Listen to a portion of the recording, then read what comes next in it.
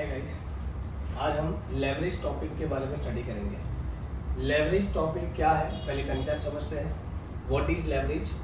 Leverage is a technique of borrowing money to increase the return from investment. समझना है पहले कि company leverage ये क्यों यूज करती है और लेवरेज का रियल मीनिंग क्या है। तो लेवरेज एक एडजस्टमेंट है और we can say it is one of the technique which is used by companies to decide that whether company has to issue more debentures or more equity.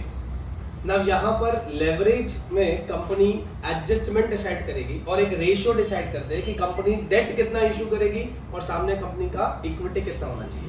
Company has to maximise the returns from investment. Now company has to decide कि मुझे date कम issue करना है या date ज़्यादा issue करना है। अगर company date कम issue करेगी और रिटर्न्स ऑन इन्वेस्टमेंट कंपनी का ज़्यादा होगा तो वो कंपनी फाइनेंशियली साउंड रहेगी। इसीलिए हर कंपनी को डिसाइड करना है कि मेरा डेट कम हो और सामने रिटर्न्स मैक्सिमाइज हो। तो एक कंडीशन यहाँ पर फुलफिल होता है कि अगर कंपनी को फाइनेंशियली साउंड रहना है तो कंपनी का रिटर्न्स ऑन इन्वेस्टमेंट ज़्यादा होना चाहिए और cost of borrowings that is debt और इंटरेस्ट कम होना चाहिए। जो कंपनी अपना इंटरेस्ट भी पे नहीं कर पाती है आउट ऑफ ऑपरेटिंग प्रॉफिट, जो कंपनी का ऑपरेटिंग प्रॉफिट है उसमें से अगर कंपनी इंटरेस्ट पे नहीं कर पा रही है, if company is not able to pay interest, then that company will be in a debt position.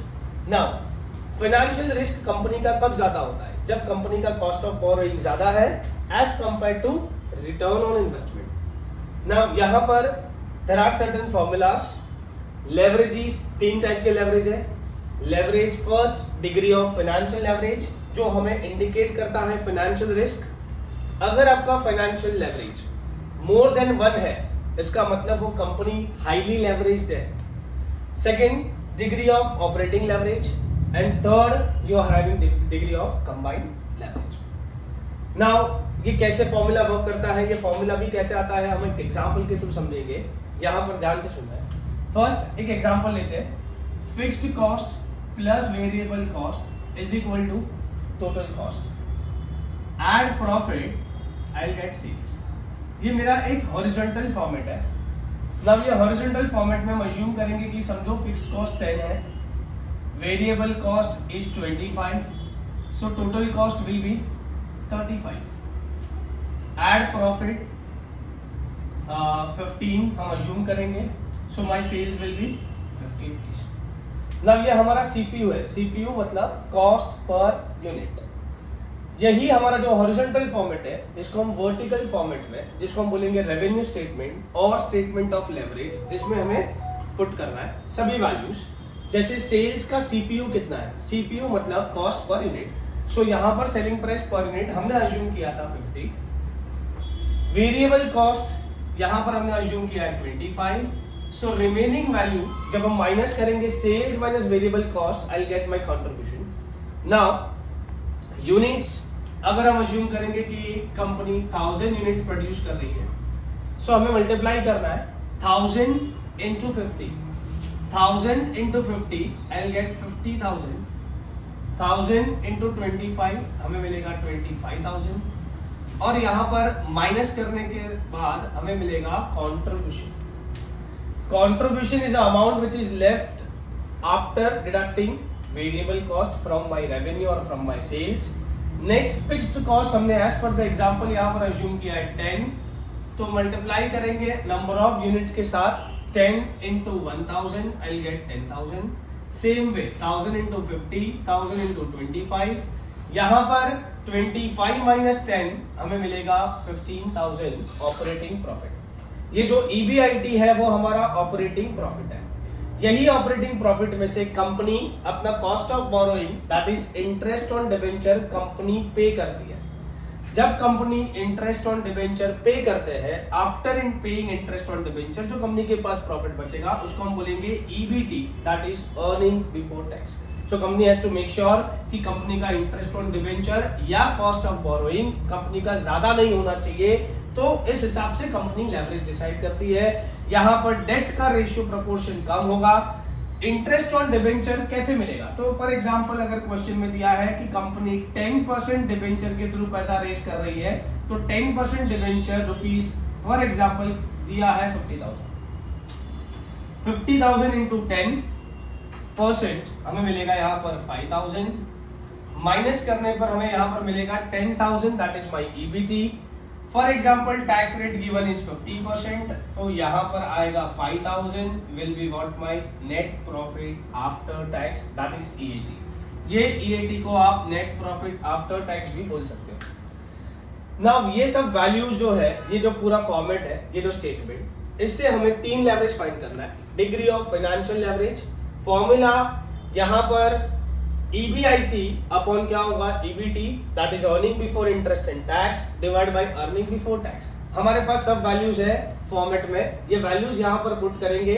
EBIT कितना है हमारे पास 15,000 डिवाइड बाय EBT करना है, तो EBT का वैल्यू हमारे पास कितना है 10,000, दैट इक्वल्स टू 1.5।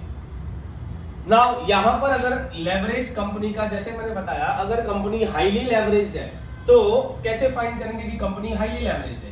अगर कंपनी का फाइनेंशियल रिस्क या degree of financial leverage if it is more than 1, अगर कंपनी का फाइनेंशियल रिस्क या डिग्री ऑफ फाइनेंशियल लेवरेज अगर मोर देन 1 है, तो वो इंडिकेट करता है बैड फाइनेंशियल पोजीशन और company is in a more debt.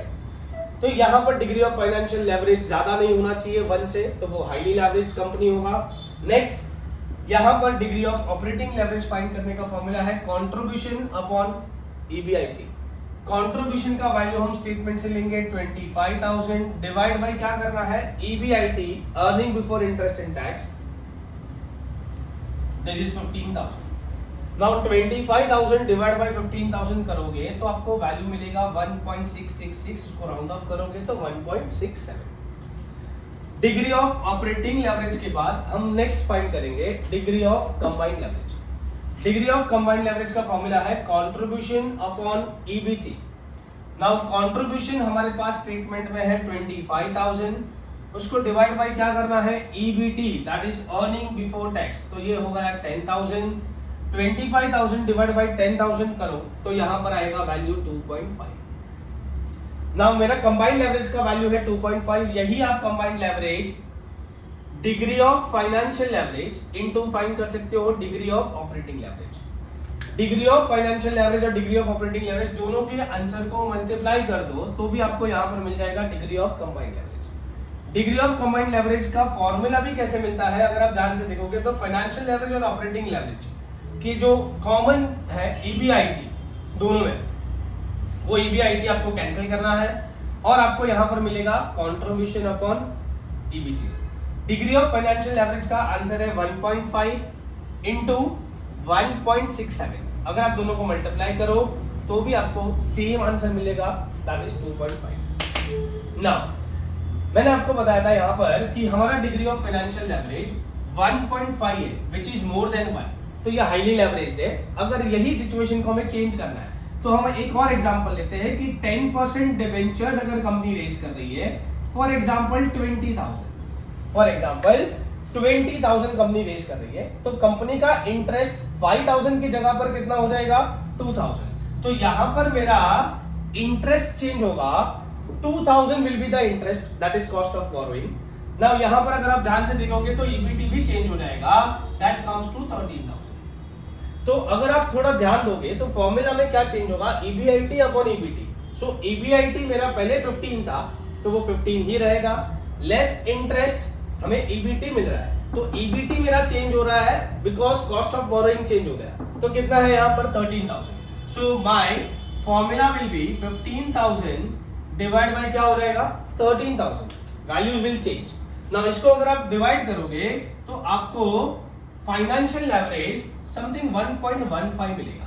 तो अगर आपको ध्यान से देखना है कि अगर मेरा बोरोइंग्स कम हो रहा है तो मेरा डिग्री ऑफ फाइनेंशियल लेवरेज भी कम हो रहा है, मतलब जो मोर देन 1 था वो और भी कम हो जाएगा।